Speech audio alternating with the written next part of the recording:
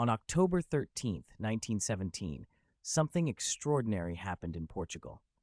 Virgin Mary appeared to three young shepherd children in a place called Fatima and told them about the strange behavior of the sun.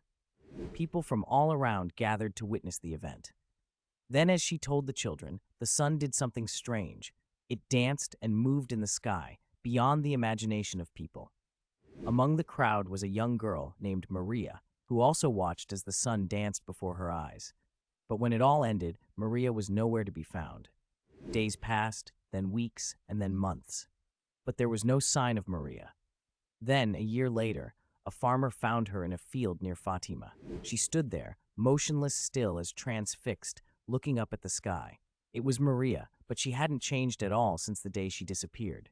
People tried talking to her, but she didn't respond. It was like she was in a trance. Eventually, she passed away without ever explaining where she had been or what had happened to her. To this day, it's still a mystery. What happened to Maria during that time? Nobody knows. But that's not all. There was one more person in the crowd who witnessed the same event. Stay tuned.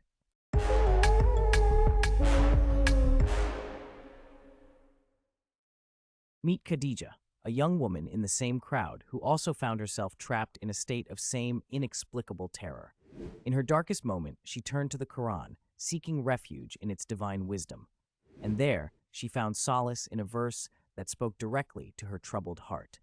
As she recited these words, a sense of peace washed over her, banishing the shadows of fear that had clouded her mind. With newfound clarity, she realized that true faith is not found in the spectacle of the supernatural, but in the unwavering trust in a higher power. It was in Surah Al-Anfal, verse 2. The believers are only those who, when Allah is mentioned, their hearts become fearful, and when His verses are recited to them, it increases them in faith, and upon their Lord they rely.